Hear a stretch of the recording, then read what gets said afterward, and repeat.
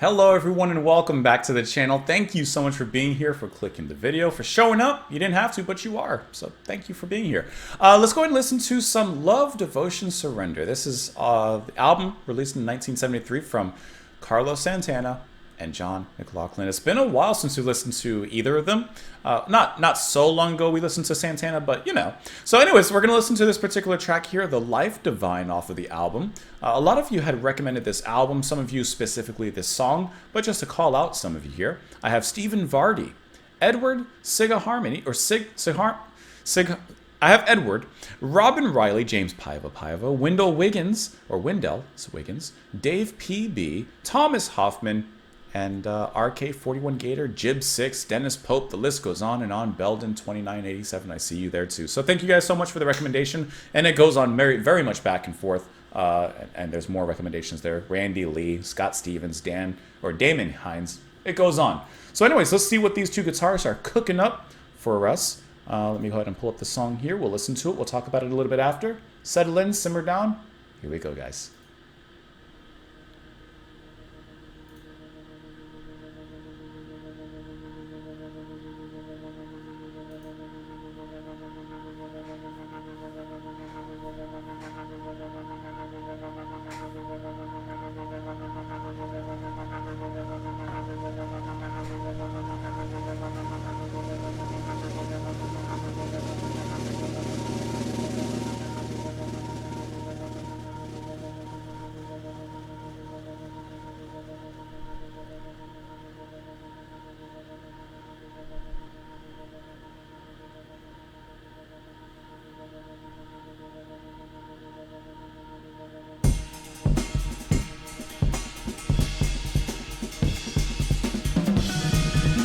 Okay.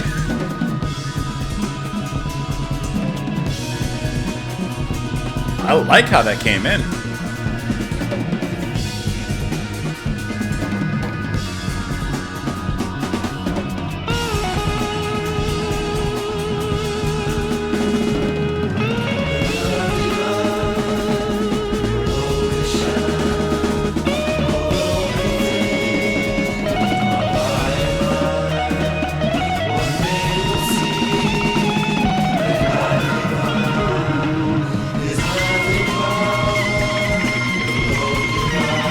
Wow, really like how that came in.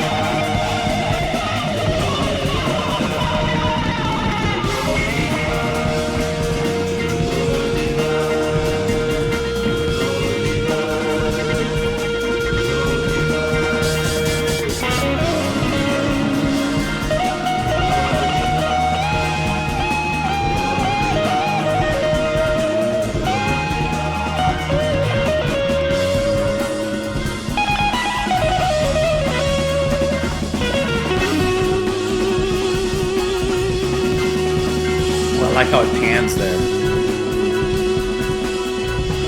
On that one sustained note, it's panning back and forth.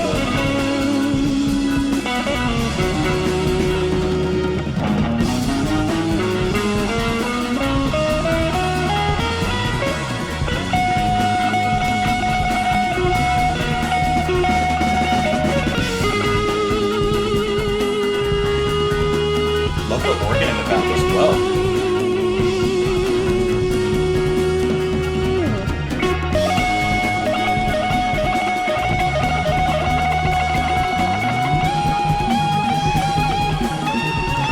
Bass line.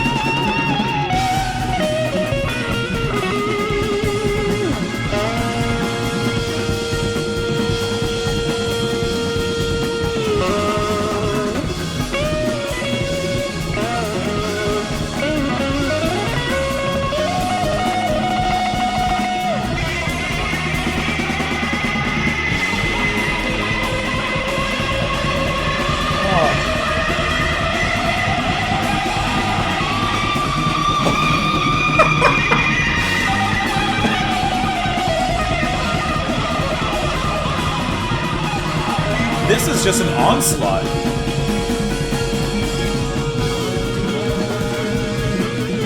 And somehow this calms it all down.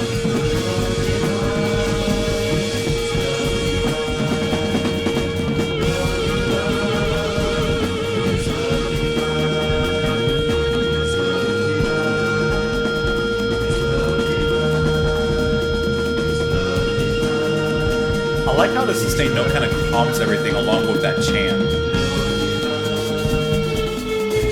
Even though drumming is still going.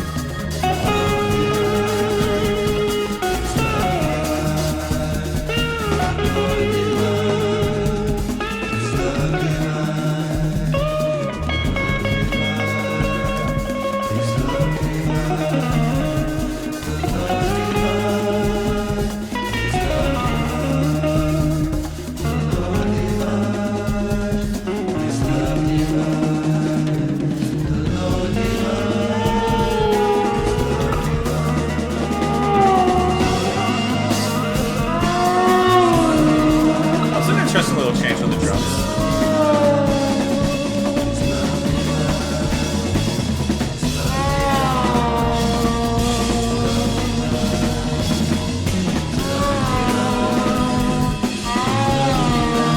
The guitar's just moaning. Like pain.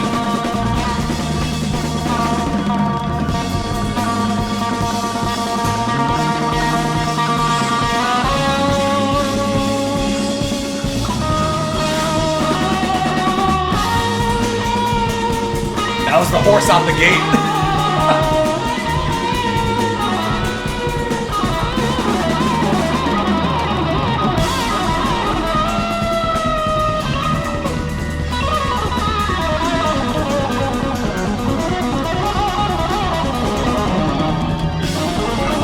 You have the organ?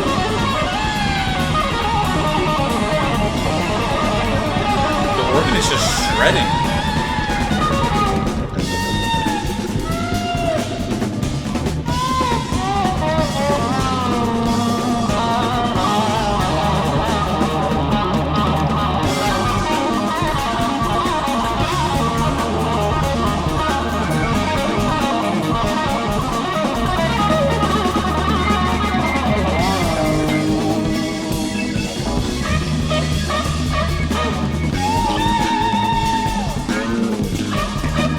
Nice little bass riff.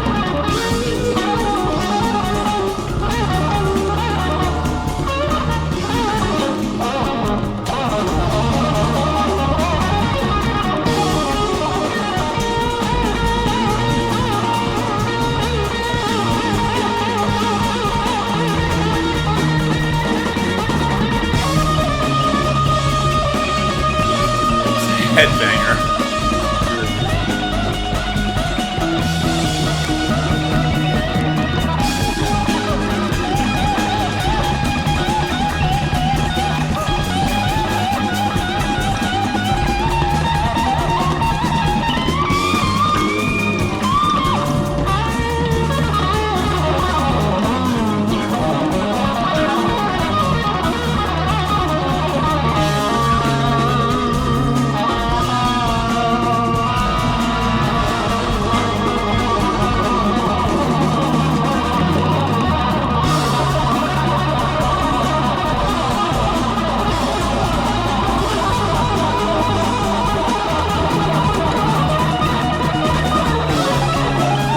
Knew it was coming.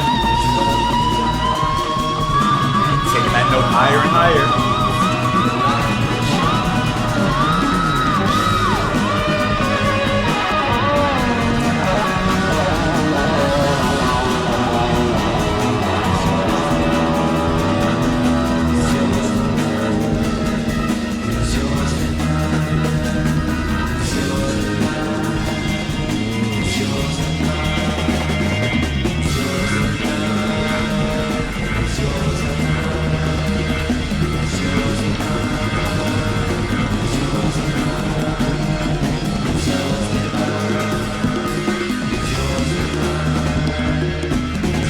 I like how now you can hear that percussion come out a little bit.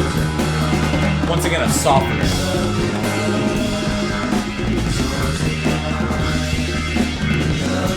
Sounds like it's kind of breaking apart now.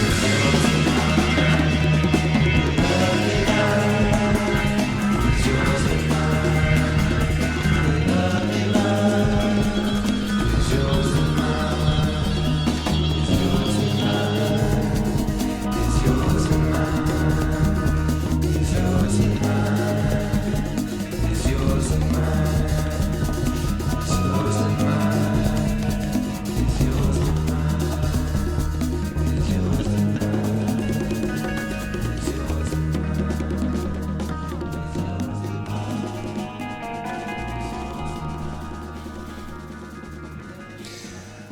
I know you feel tired after that.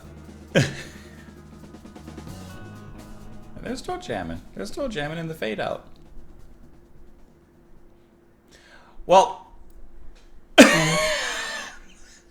I feel thoroughly exhausted. How about you? And in the best way possible. You know what I really thought was cool about this? When listening to John, I have an expectation of aggression, fire, non-stop. When I think of Santana, I think kind of a little more smooth, a little bit more melodic. He can bring heat, but a little taste of more subtlety. And you know what? When I was listening to this, I feel like I could distinctly tell between the two and their styles just by listening to the guitar, which usually I have a problem with. Usually that's very hard for me to do. But I do feel like they both have a very distinct style going into this. And I think that their styles complement each other even better than I would have expected. Because for as aggressive as a lot of this song feels, and when it comes to its tempo, when it comes to the drumming, some of the sheer shredding that's happening on the guitar, the bass, there's actually a good amount of calm melody. And I don't just mean when the chant of the Life Divine comes in, even though that is definitely a grasping point when it comes to how it cools itself off with that summer heat that it has. But actually in the motion of it, for as shreddy, as heavy as it gets in moments, it never loses a sense of melody. It never loses a sense of grounding that keeps it from going perhaps too over the top. Like, I mean, you have, for example, really quick, because you have different drummers, different bass players on here. Like, you have a lot of different personnel on this album, and I can't quite tell you who's playing what on what particular track. For example, on the drums, you have Jan Hammer, you have Billy Cobham, and then you have Don Alias and Mike Shreve. Now, I'm pretty sure not all four of them are playing on this track, but I can't tell you which drummer is playing on this particular one. However, I will tell you that the drumming was, oh my god. The song begins with this kind of calm opening, a drum being led in, and like, okay, this is going to be kind of a soft opening. Let's build some ambience and then get into the groove of things. But it does it kind of like brings it up gently, backs it off, and just when you think they're going to give you a little bit of space to play with, oh no, they come in hard with that drum groove, and that drum groove immediately sets you up with like, oh, like right, it gives you that, and then they don't even really give you a lot of room to prepare yourself, because then bass enters, then guitar enters, then the organ, like it all just starts to pile on very quickly, and I like that it has that kind of rushed sense. But at the same time, 9 minutes is taking its time and doing and saying what it wants to do and say. I just think that that's really incredible how that's done. I like the organ that's brought in. You hear that chopping it up. The bass playing I thought was phenomenal. That's going to be Doug Rausch on the bass. Just absolutely sizzling on there. And obviously the guitars are just two horses neck and neck going for a sugar apple. That's the best way I can describe it. The lyrics, there's not too many here to look over. The love divine will always shine, although we think of eye and mind. One day we'll see that life divine is nothing but the law divine. The law divine is love divine. It repeats from there. The love divine in our hearts, and light will shine, and then we'll something, because it doesn't tell me. The love divine is yours and mine. And apparently this album is based off of, hold on, let me find it here really quick. Hold on, it's based off of something. Here it is. Both men were recent disciples of the guru, I don't know how to pronounce his name, Sri Chinmoy, and the title of the album echoes basic concepts of Chinmoy's philosophy, which focused on love, devotion, and surrender. Chinmoy spoke about the album and the concept of surrender.